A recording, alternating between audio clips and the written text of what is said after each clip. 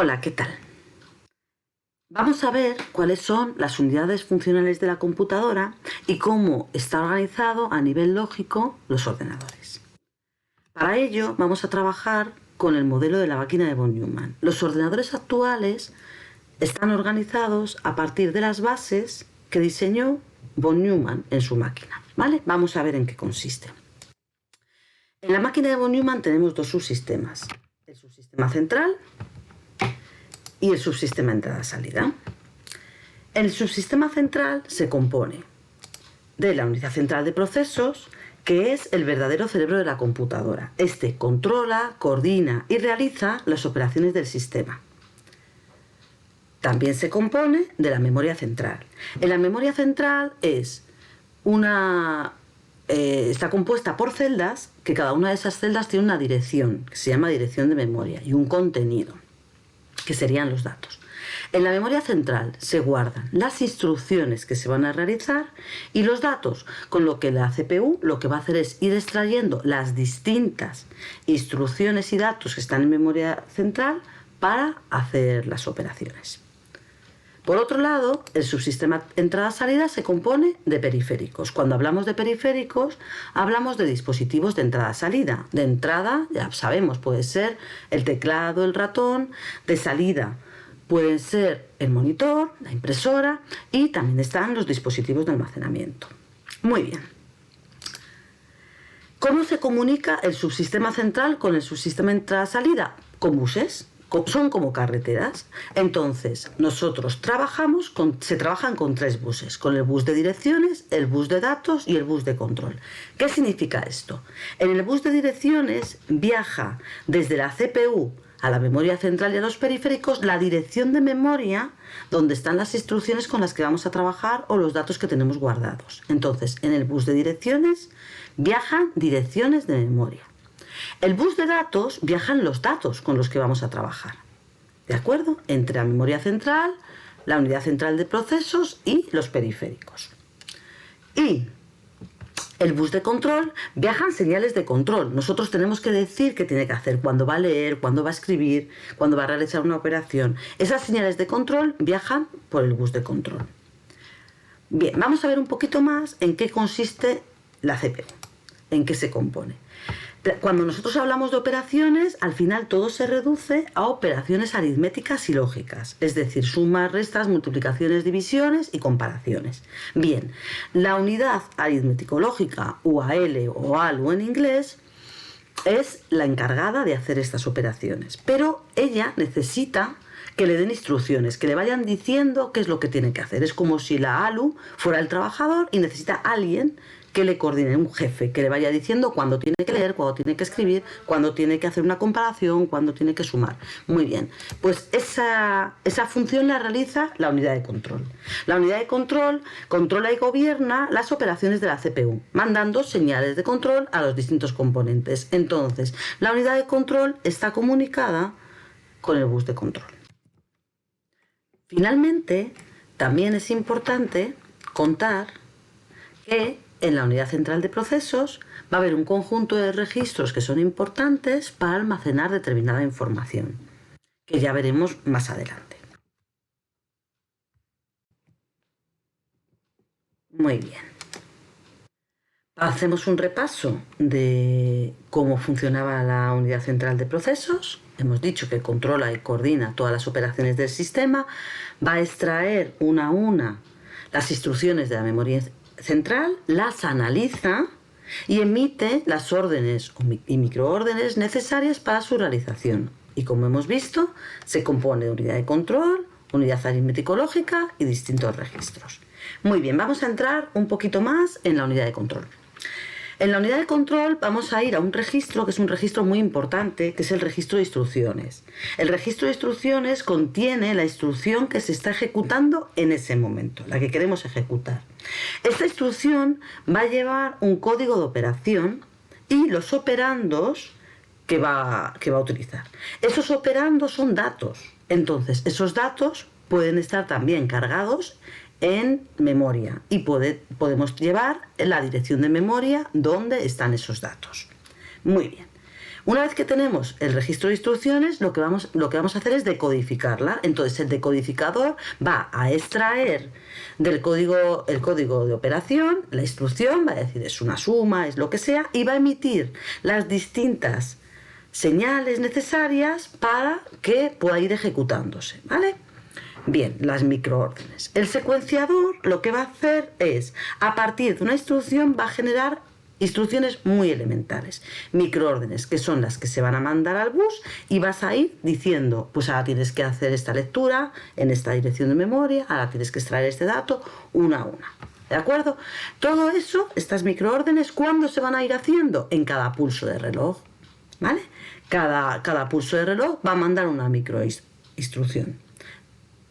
Entonces, tenemos, repasando, registro de instrucciones donde tenemos la instrucción que tenemos y los operadores, se decodifican la instrucción, lo mando al secuenciador y el secuenciador genera microórdenes que se van pasando al bus de control que se van a ir lanzando en cada pulso de reloj.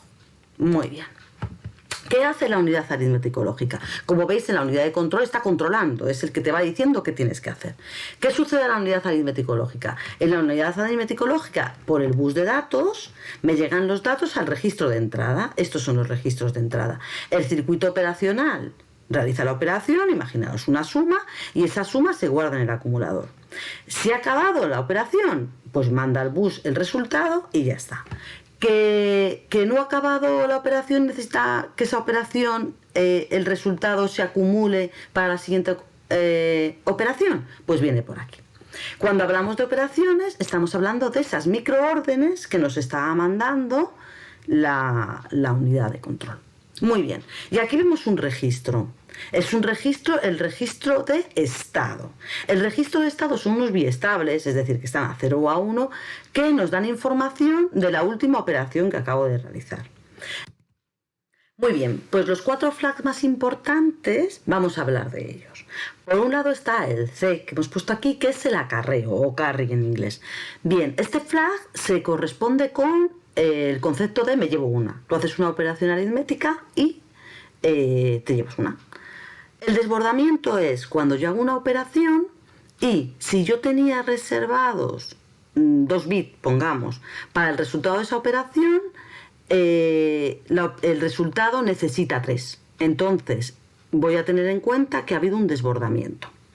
Z es 0, es decir, que el resultado es 0, y la S signo me indica que el resultado es de signo negativo.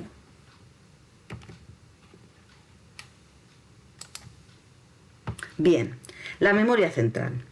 La memoria central hemos dicho que almacena las instrucciones y los datos necesarios para poder realizar un proceso. Está construido por celdas o posiciones de memoria que están numeradas con lo que se llama la dirección de memoria. Cuando nos planteamos una memoria central es como si fuera un archivador, un cajón con un montón de archivadores que están numerados con una dirección de memoria. ¿Qué registros están asociados a la memoria? El registro de direcciones de memoria. Nosotros tenemos un registro donde se deposita la dirección de memoria que se va a utilizar en una determinada operación. Y tenemos otro registro que es el registro de contenido de memoria, o también os lo encontraréis como registro de intercambio de memoria. En este se guarda el dato que se quiere leer o escribir de memoria o en memoria, ¿vale? El selector de memoria se va a activar cada vez que se produce una lectura o escritura de una celda de memoria, con lo que asocia la información del registro de direcciones de memoria con el contenido. ¿De acuerdo? En los buses ya lo hemos hablado, está el bus de datos, que hemos dicho que en el bus de datos viaja el dato que se quiere leer o escribir. ¿Qué tiene asociado? El registro de contenidos de memoria, es decir, es como si fuera un bus y el registro de contenido de memoria fuera la parada del autobús donde se deposita ese dato. El bus de direcciones viaja a la dirección del dato que se quiere leer o escribir. La dirección de memoria, donde está ese dato que se quiere leer y escribir. Entonces se va a guardar en un registro que es el registro de direcciones de memoria. Y el bus de control va a mandar las señales de control desde la memoria el subsistema central al subsistema entrada-salida, ¿vale? Para escribir, leer en memoria periférico, para decir la unidad de control que tiene que hacer. Bien, pues vamos a ver qué niveles jerárquicos tiene la memoria central. Cuando hablamos de la memoria central, hablamos de almacenamiento de información dentro del sistema informático, ¿de acuerdo? Y cómo guardamos las instrucciones y los datos. Bien, esta pirámide lo que nos identifica es pues el tamaño de esa memoria y la velocidad a la que va. Entonces, cuanto más arriba, mayor velocidad, menor velocidad. Perfecto. Pues bien, consideramos que parte de la memoria central parte de la información se guarda en registros de la CPU. Estos registros que hemos estado hablando, pues registro de instrucciones, registro de estado, el contador de programa. Muy bien. Estos registros de la CPU son registros muy pequeños que van a mucha velocidad, ¿vale? Se ponen en estos niveles jerárquicos, pero no es tanto lo que estamos hablando como de la memoria central cuando estamos hablando de que se guardan instrucciones y datos. Es verdad que en los registros de la CPU se guardan en algunas instrucciones, en otros datos, por eso tiene esa relación. Perfecto. Debajo de lo que es los registros de la CPU, que son muy pequeñitos y que van a muchísima velocidad, tenemos la memoria caché. Bien, la memoria caché está basada en el principio de localidad. ¿Cuál es el principio de localidad? El principio de localidad significa que normalmente hacemos lo mismo, con los mismos datos, habitualmente. Entonces, si yo guardo en caché, miro primero a ver si lo que quiero hacer está ahí, no tengo que irme más lejos. Entonces, la memoria caché significa eso. También muchas veces lo vemos en almacenamiento, en las páginas web, por ejemplo, que vemos que si está guardado en caché y tenemos que recargar para que lo coja el servidor. ¿De acuerdo? Pues esto es lo mismo. Entonces, la memoria caché es una memoria muy pequeñita que va a mucha velocidad, ¿vale? Antiguamente empezó la memoria caché estando separada del microprocesador y luego empezaron a meter la caché L1 dentro del microprocesador, dejaron la 2 fuera, luego metieron la 1 y la 2, la dejaron fuera, ahora mismo está cercana al microprocesador, la memoria caché. Muy bien. La memoria RAM son esos bancos de memoria que conocemos, que son los que decimos, nuestro ordenador tiene 4 GB de RAM, 8 GB de RAM, 16 GB de RAM. Esta es la memoria RAM, que muchas veces es lo que consideramos que es la memoria central, ¿vale? Pero tenemos que tener en cuenta que esas instrucciones de esos datos los podemos haber cogido de caché. Bien. Pues la memoria RAM tampoco vamos a dar muchas vueltas. Vemos que es más grande que la memoria caché, pero va un poquito más lenta, porque no está en el microprocesador ni pegadita, ¿vale? Bien, pues luego tenemos aquí el concepto de memoria virtual, que este es un concepto muy importante. Cuando nosotros queremos hacer unas instrucciones que con la cantidad que tenemos, la cantidad de memoria RAM que tenemos, no podemos ejecutarlas, necesitamos tener más memoria, necesitamos ampliar nuestra memoria RAM, lo que hacemos es utilizar almacenamiento externo, es decir, el disco duro. Entonces, la memoria virtual es la ampliación de la memoria central en un dispositivo de almacenamiento, es decir, en el disco duro. La memoria virtual, ¿cómo se implementa? En el caso de Windows, se va a implementar con un fichero que se llama pagefile.sys. En el caso de Linux se va a implementar con una partición concreta que es la partición swap, ¿vale? Que se dedica simplemente para ese intercambio. Ese intercambio de información o de instrucciones que va a hacer entre la RAM y la memoria virtual. También esto lo tenemos que tener en cuenta porque si nosotros, que también se conoce como el fichero de paginación, lo podéis encontrar algunas veces, si nosotros vemos que hay demasiado movimiento entre el fichero de paginación, quiere decir que a lo mejor tenemos que ampliar nuestra RAM. Son cosas que nos pueden servir de cara a plantearnos cómo podemos optimizar nuestro equipo.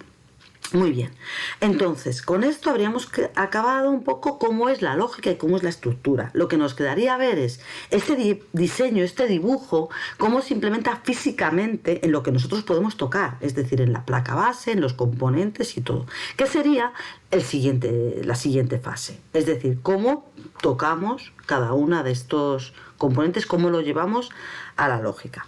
Bueno, pues espero que este vídeo os haya resultado útil y nos vemos en próximos vídeos. ¡Hasta luego!